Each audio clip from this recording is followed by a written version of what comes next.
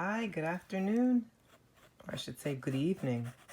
I'm doing another portrait sketch practice for tonight. It's another lady's face. I got my reference photo again from a YouTube thumbnail, where that's where I'm getting a lot of my inspirations from lately. And I don't mind it. And I'm just trying at a different angle than what I usually do. So I've been trying to do like side profile portraits versus having the face looking dead on to try to improve my skills in that area as well. So this is what I'm starting off with, and I'm just going to take you along my journey into finishing this portrait for tonight. So I will join you back in a few moments with a little bit more detail.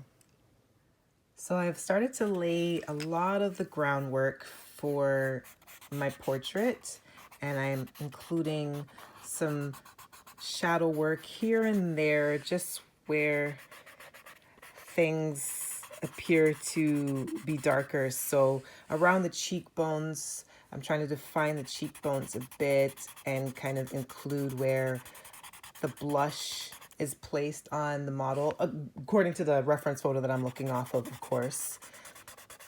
And just, filling in the eyebrows. That's kind of one of the techniques I picked up on some of the YouTube videos I watched, to start off with the eyebrows by kind of shading them in a little bit and then just individually add the hairs and then just gradually darken up to give it a little bit more of a natural look. Sometimes I like shading in the entire face in a solid color and then just darkening the shadowed areas as I go along.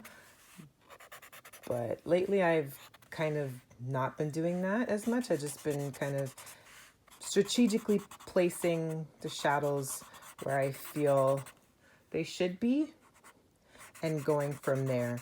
Plus, one of my graphite pencils, my H pencil, which was my pencil of choice typically to shade in the entire face, just so it stands out from the paper that I'm sketching on, has gone missing.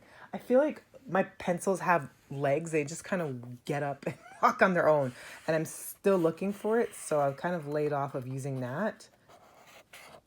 But I still have my HB, and depending on the type of pressure and how I hold the HB, I could potentially get that effect as well.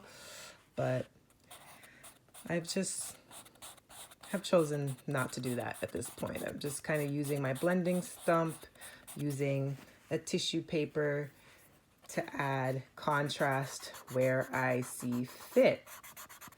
Alrighty, so there is kind of my first layer.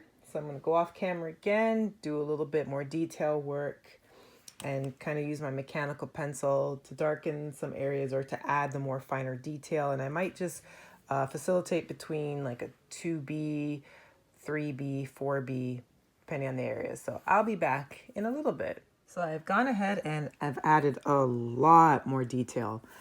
And you can start to see that the portrait's face is starting to come alive a bit and add a little bit more dimension. So this is probably going to be my last check-in before I show you my final result, and I most likely will show you the reference photo that I was looking off of as well.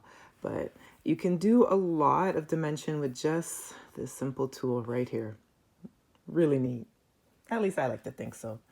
Alrighty, see you in the next clip. Here's my reference photo for tonight. Alrighty, and that is my final result for the evening. So thank you for joining me for this sketchbook practice. I hope to see you in my next video, and hope you'll continue to follow along with my journey in becoming an artist.